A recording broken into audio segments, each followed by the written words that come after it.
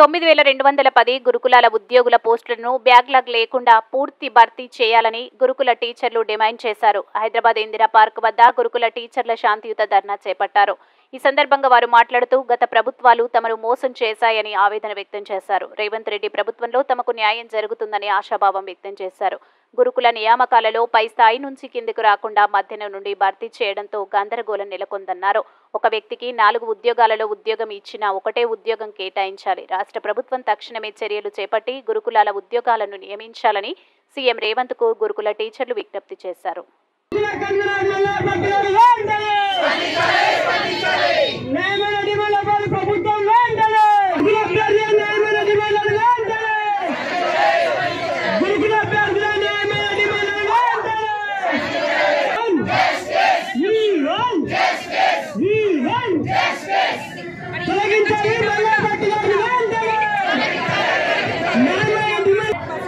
తరపు నుంచి మీకు ఒకే ఒక విన్నపం చేస్తున్నాం సార్.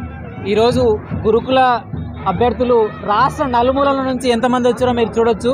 వీళ్ళందరూ ఎందుకు వచ్చారనేది ఒకసారి మీరు ఆలోచించండి. గత 2 నెలల క్రితం వీళ్ళే మీకు పెద్ద భరోసా, వీళ్ళే మీకు పెద్ద నమ్మకం. మేము ఎంతో నమ్మినాం కాబట్టి మిమ్మల్ని అధికారం ఇచ్చి అధికార పక్షంలో కూర్చోబెట్టడం జరిగింది. ఈరోజు జరిగిన చిన్న సమస్య, పెద్ద సమస్య ఏమిగా, చాలా చిన్న సమస్య ఏంటంటే గురుకుల నియామకాలలో ఉద్యోగాలను పై స్థాయి నుంచి కింది స్థాయికి నింపాల్సింది పోయి మధ్యలో నింపారు.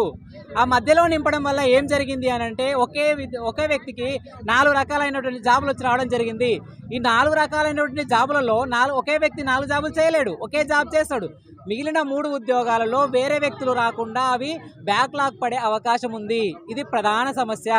దీన్ని మీరు ఏ విధంగా పరిష్కరిస్తారు, ఎలా పరిష్కరిస్తారు అనేది మాకు తెలీదు.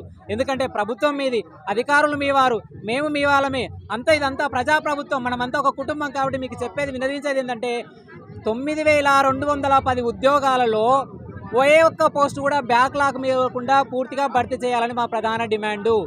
మేము బోర్డు చుట్టూ సచివాలయం చుట్టూ తిరగని రాజకీయ నాయకుల చుట్టూ లేదు, అందరి చుట్టూ తిరిగి ఎమ్మెల్యేలు, ఎంపీలు అందరి చుట్టూ తిరిగినాము. మాకు ముఖ్యమంత్రితో కలిసే అవకాశం కానీ చెప్పుకునే అవకాశం కానీ మాకు కల్పించలేదు.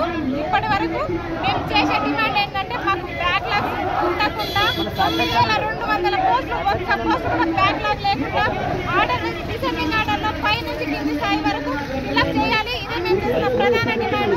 లేని పక్షంలో మిమ్మల్ని గద్దె దింపే ప్రోగ్రాం మాత్రం మేము పెట్టుకుంటాము. నెక్స్ట్ నిరాహార దీక్షలు స్టార్ట్ అయితే ఎంతమంది ఆత్మహత్యలు చేసుకున్నారో మాకు తెలియదు. వాళ్ళ ఆత్మహత్యలకు మాత్రం ప్రభుత్వమే కారణం అవుతుంది.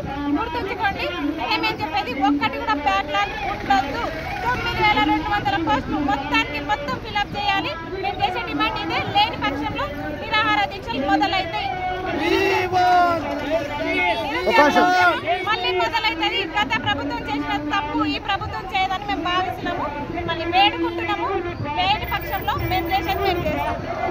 తెలంగాణ రాష్ట్ర ప్రభుత్వంలో అవకతవకలు జరుగుతున్నాయని చెప్పి మరి ప్రతి ఒక్క నిరుద్యోగి 26 లక్షల మంది మరి వెన్నంటూ ఉండి కాంగ్రెస్ ప్రభుత్వాన్ని తెచ్చుకున్నాం. ఈరోజు మరి గురుకుల పోస్టులను విషయంలో రిజల్ట్ ఇవ్వడంలో మరి ఎంత అన్యాయం జరిగిందంటే 9000 పైచిలుకుగా ఆర్ కృష్ణ ఉద్యమంలో బీసీ, ఎస్సీ, ఎస్టీ, మైనార్టీ గురుకులాలు పెట్టిస్తే ఇప్పటి వరకు దాదాపుగా ఒక 8000 మంది పైచిలుకుగా మరి 8000 మంది పైచిలుకుగా గెస్ట్ ఫ్యాకల్టీగా కొనసాగుతున్నారు దాదాపు 7-8 సంవత్సరాల నుంచి. ఇక దాంట్లో పోస్టులు భర్తీ చేయడానికి ఆర్ కృష్ణ నేతృత్వంలో కొట్లాడితే నామమాత్రంగా 9200 పైచిలుకు వేసి ఇక ఎక్కడి నుంచి కింది స్థాయి నుంచి పై స్థాయి వరకు